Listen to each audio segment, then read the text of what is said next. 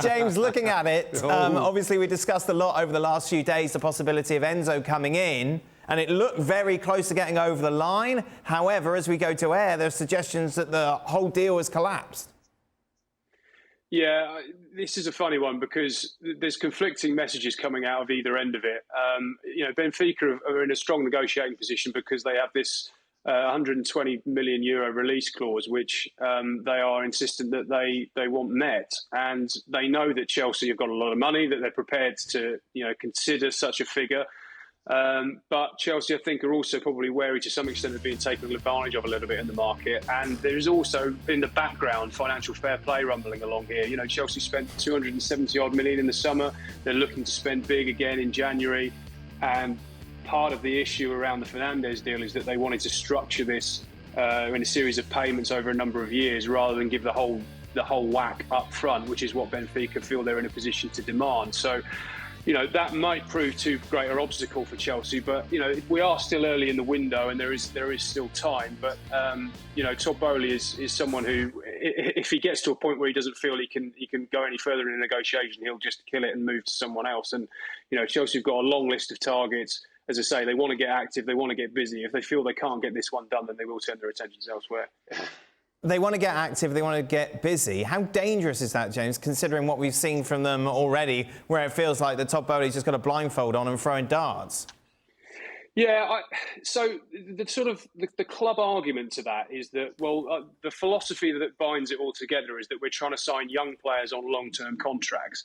And I can sort of see that, as a guiding principle. But if you look at some of the profiles of the players that they're looking for, I'm not entirely sure Enzo Fernandez was on their radar before the World Cup. It does smack a little bit of, hang on, this guy's been brilliant in a team that's won the World Cup. Let's go and get him. And I think there's one or two others. I know, for example, Rafael Leao in the summer, 3 days before the end of the transfer window, they contacted AC Milan and made a verbal offer.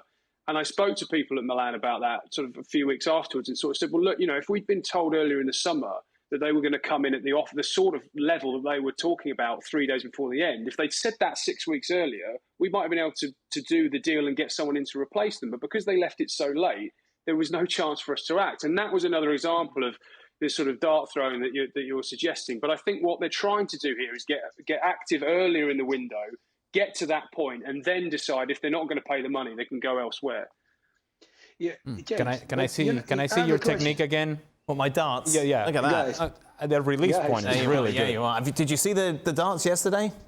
No, I don't watch darts. No, it's incredible. 9-dart finish between the two of them. It could have happened in the final, Ali. Oh, it doesn't. What are you talking about? It's incredible. Incredible. Go on, Mario. No, I had a question at James because what he said, regarding some of the players that they go after. But that they also got the two midfielders, right? They are running out of contract. So I think the situation, with Jorginho, of course, in the situation, and Kante, I think this is going to be an interesting topic. And I think why they're pushing so hard is because I have a feeling, and I'm sure, you guys must have thought about that. Paulie wants his own team. He clearly wants the guys that were really instrumental in the team when Tuchel was there, when Lampard was there. He wants to have his own team. Everybody at the club has to be his, and everybody on the field has to be his, or either do the things that he likes them to do. And if they're not, there clearly is no place for them. And I think that's what he's working on really hardly, to making sure that his identity is in this football club and in this football team. And I think that's why he's pushing so hard to get this midfielder in to the club, regarding if the guy is, because come on, clearly everybody knows about his talent, that is great. But away from that, guys pushing so hard, there must be some more in this play. Thanks so much for watching ESPN on YouTube, and for more sports highlights and analysis, be sure to download the ESPN app, and for premium content and live streaming, subscribe to ESPN Plus.